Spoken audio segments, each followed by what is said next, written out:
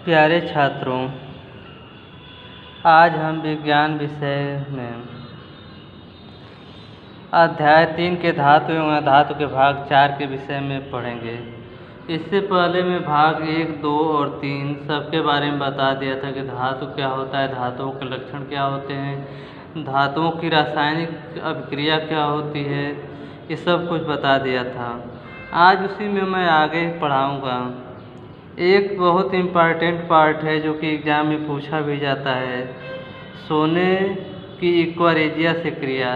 सोना है, प्लेटिनम है, सिल्वर है, कम अभिक्रियाशील होते हैं तो किसी एक अम्ल में नहीं घुलते हैं, तो इसके लिए एक इक्वारेजिया सॉल्यूशन बनाया जाता है, विलयन बनाया जाता है, जिसमें HCl सांद्र HCl होता है और सांद्र जो है नाइट्रिक अम्ल होता है। इनको 3:1 में मिलाया जाता है। 3 भाग HCl लिया जाता है, 1 भाग नाइट्रिक अम्ल लिया जाता है। तो इस मिश्रण को एक्वारेजिया कहा जाता है।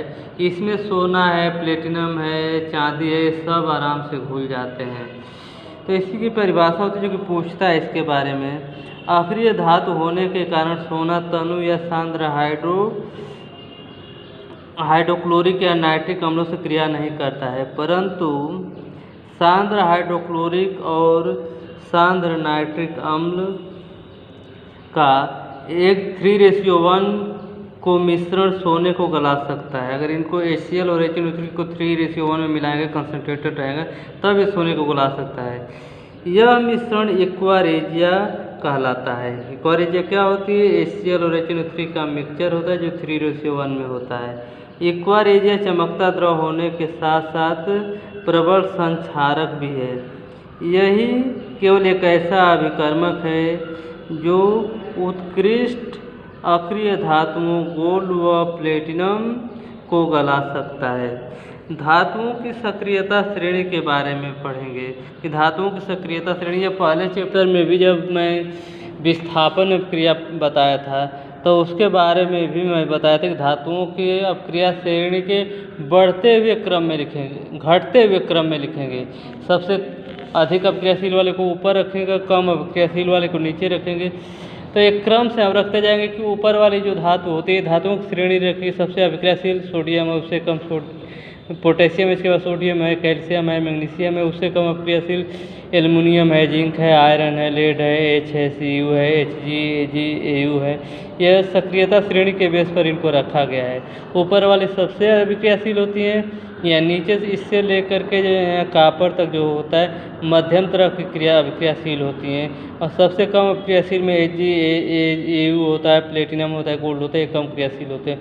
ऊपर वाली कोई भी धातु जो होती है अपने से नीचे वाली धातु को उसके विलयन से विस्थापित कर देती है, या एसिड जो होता है उसमें HCl, HNO3, H2SO4, इससे ऊपर वाले जितने धातुएं होती हैं उस एसिड से अभिक्रिया करती हैं, तो एसिड से हाइड्रोजन गैस विस्थापित करती हैं। लेकिन नीचे वाली जो धातुएं दी गई हैं ये एसिड से अभिक्रिया नहीं कर पाएंगी और हाइड्रोजन गैस विस्थापित नहीं होगी।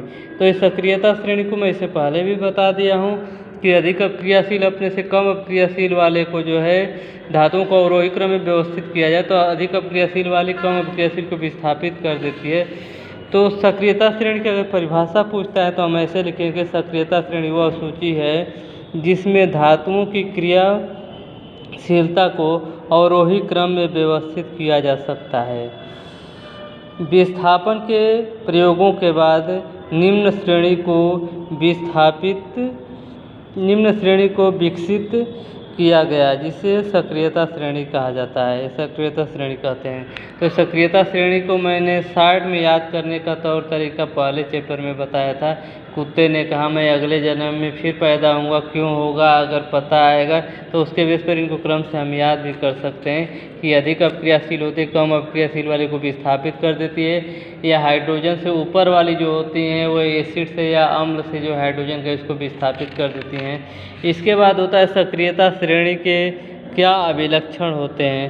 तो अभिलक्षण भी अभी मैं बता रहा था, उसी में सब कुछ अभिलक्षण भी आ गया था कि सक्रियता श्रेणी के आधार पर यह बताया जा सकता है कि किसी धातु की किसी अम्ल, जल या धात्विक लक्षण से अभिक्रिया संभव या नहीं। अब क्रिया तभी होगी जब ऊपर वाला होगा, उससे नीचे वाला का कोई सॉल्यूशन आएगा तो उससे क्रिया हो सकती है। फिर सक्रियता श्रेणी हाइड्रोजन से ऊपर रखी गई है तो एसिड से हाइड्रोजन विस्थापित कर देगी, और अगर धातु कोई नीचे है तो विस्थापित नहीं कर पाएगी। तीसरा होता है चौथा, सक्रियता श्रेणी में कोई धातु अपने से नीचे रखी धातु को उसके जलीय विलयन से विस्थापित नहीं कर पाए, विस्थापित कर देती, यानी ऊपर वाली नीचे वाले को विस्थापित कर देती। कम सक्रिय धातु अपने से अधिक सक्रिय धातु के विलयन से विस्थापित नहीं कर पाएगी।